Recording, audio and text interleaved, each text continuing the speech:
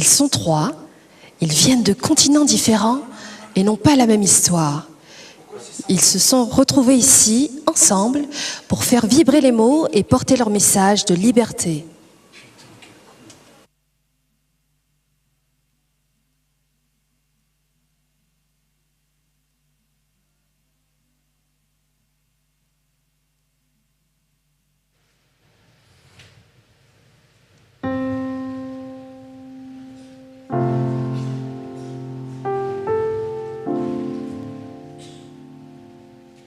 Mesdames et messieurs, méfiez-vous des vagabonds, artistes, réfugiés et autres adeptes des révolutions.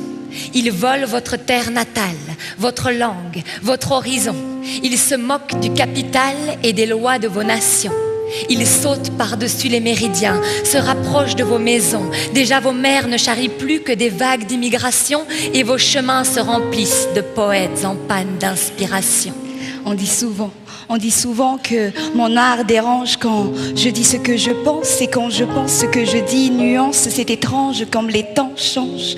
On dit souvent que mon art porte préjudice. On me plaide coupable d'utiliser mes mots à ma guise. Moi qui n'ai que les mots en guise d'armes, je les aiguise car c'est la justice que je vise. On dit souvent que mon art porte atteinte à l'autorité des institutions. Libre, j'abuse de ma liberté d'expression. À connotation, le slam est devenu synonyme de rébellion. On dit souvent que mon art ne sert à rien, que slammer ne sert à rien, c'est cela ce qu'ils disent, c'est monsieur, madame, qui savent tout sauf rien. Allez leur dire qu'on est tous sauf rien. Parce que s'il y a une chose que je sais, c'est que je ne sais rien, disait Socrate. Et Descartes, que la parole a beaucoup plus de force pour persuader que l'écriture, sachant toutefois que les écrits sur les paroles souvent perdurent. Alors pourquoi j'écris? Serait-ce par soif de liberté? Par mélancolie d'un lieu où je n'ai jamais mis les pieds? Face à ma feuille, un peu de paix et de sérénité, alors je crée. Toujours en quête de raison, souvent de se le dire et de partir sans raison. Oui, j'ai soif de liberté, mélancolique d'un lieu où je n'ai jamais mis les pieds, que l'humain n'a pas souillé, où la liberté des uns s'arrête encore là où commence celle des autres. Car chez nous, les femmes n'ont pas le droit à l'éducation. Une femme est avant tout une mère, une épouse, celle qui se lève tôt le matin pour aller chercher de l'eau au puits, celle qui fait bouillir la marmite pour nourrir sa famille, celle qui apaise les cris, celle à qui on a appris à dire oui. Oui, car quand le monde, la femme obéit. L'homme, lui, n'a jamais tort, mais parfois il oublie de les avouer. Fumanet paraz anaïzeti. Comme on dit chez nous, des us et des coutumes qui se sont perpétuées de génération en génération, de nos grands-parents à nos parents et de nos parents à nous, enfants. Mais il est temps que les femmes aussi aient droit à l'éducation, qu'on sache lire et écrire, parler et s'exprimer, découvrir et voyager. Il est temps que l'on cesse d'avoir peur. Il est temps que l'on ouvre nos cœurs. Il est temps. C'est maintenant. Il est l'heure. Allez, viens. Approche-toi de l'équateur, viens visiter mes tropiques aux 1000 couleurs, aux rivières de diamants et de douleurs. Bidonville, c'est ailleurs, c'est ici. Bidonville, les étudiants au fond des mines et au cimetière les mineurs, puisque la valeur de la pierre augmente à chaque fois qu'une vie se meurt. Enfants alignés sur les trottoirs, enfants caïds, enfants voleurs, entassés dans les dortoirs. Pendant ce temps, chez les pêcheurs, on ne tire que des filets vides. On craint toujours le paludisme et on regarde sa petite sœur accoucher d'une 5e fille. Alors, restent les siens à nourrir. Poissons envolés, fruits confisqués, moissons exportées, chiffres tronqués. Alors je pars pour elle, pour lui, puisque l'espoir n'a pas de prix. Alors, je prie. Non, je ne prierai pas. Paris, Bruxelles, Abidjan, Bamako, Liban, Tchad, Tunisie, Cameroun, Niger, Canada, Égypte. Je pense à toi de tout cœur, je pleure, je te pleure, je nous pleure. Mais non, je ne prierai pas. Je ne le ferai pas au sens propre du terme. Je ne m'adresserai pas à quelconque divinité. Je ne la supplierai pas de veiller sur toi, sur nous, sur eux. Non, je refuse de m'y adonner. Car il est clair, encore une fois, que l'humain aura su transformer ses droits et ses croyances en armes de destruction massive. Hélas, nous n'avons rien appris de l'histoire, semble-t-il.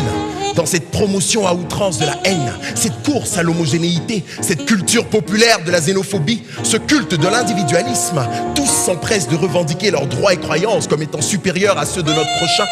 Mais qu'en est-il de nos devoirs, humains avant tout? En quoi ton droit équivaut à devoir tuer l'autre? Oui, Je suis celui qui tue pour une croyance ou une couleur de peau, le manifestant qui pleure sous les gaz lacrymaux, le corps de ce migrant qu'on repêche au fond de l'eau, l'innocent qui sanglote seul au fond de son cachot, et cet homme qui viole avec la pointe de son couteau. Je suis pédophile, bourreau, ce toxico qui ne vit que pour la prochaine dose. Je suis ce terroriste, je suis ce terroriste qui explose dans le métro, et ce politicien qui ne répand plus que la haine de l'autre, la balle perdue, l'erreur dans l'équation, la faute, l'artiste qui réinvente le monde à sa sauce. Je suis le président corrompu et le flic qui torture, le militant qu'on tue et le militaire qui exécute. Je suis l'hôpital qui s'écroule sous les bombes et cet homme qui marche seul sur les décombres. J'ai dénoncé mes amis, trahi mes compagnons, fait exciser ma fille au nom de la tradition, reporté mes vices et mes blessures sur la prochaine génération. J'ai tendu la main à se rester dans l'ombre. Je suis ce qu'il y a de meilleur et de pire, le bourreau, la victime. Mon âme se rappelle, je ne suis que ce choix que m'a offert le ciel. Mon âme se rappelle, je suis cet autre que je déteste, je suis cet autre que j'aime. Mon âme a ses souvenirs qui lui donnent des racines et des ailes. Le ciel, la terre, l'ombre, la lumière, la paix, la guerre, une altercation de circonstances ont fait le yin et le yang. Ce qui fait que l'un sans l'autre on ne peut exister, que d'un accord en désaccord, une alliance se crée, ralliée en un traité signé en deux mots, fraternité, unité. Nos humanités superposées, une fraternité fragilisée, deux doigts de la même main, une diversité liée par un même destin. La différence est le point de division, mais cette différence est aussi notre communion. L'enfant naît dans ce monde sans aucune crainte, rappelez-vous-en, aucun jugement et aucune peur. Ce n'est que la curiosité de la découverte dans les yeux, ce n'est que des boules d'amour dans le cœur, une haine étrange, une noirceur absurde. Mais de ma noirceur je te couvre et de mon sourire je t'effraie. Prends-moi, encore une fois, prends mon souffle, prends ma vie, prends-moi dans tes bras, peut-être juste une fois, peut-être juste une seule fois, mais prends-moi.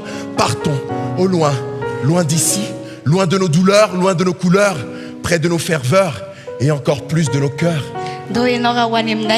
La couleur n'existe pas, que tu sois noir ou bien blanc, que tu aies la peau mate ou bien marron. Là où la différence n'existe pas, que tu sois riche ou bien pauvre, que tu sois esclave ou bien noble. Là où les barrières n'existent pas, là où on parle une seule et même langue, là où l'amour est un pont entre nous et les deux mondes. Allez, viens, je t'emmène chez moi. Là où la haine n'existe pas, là où on forme tous une seule et même nation.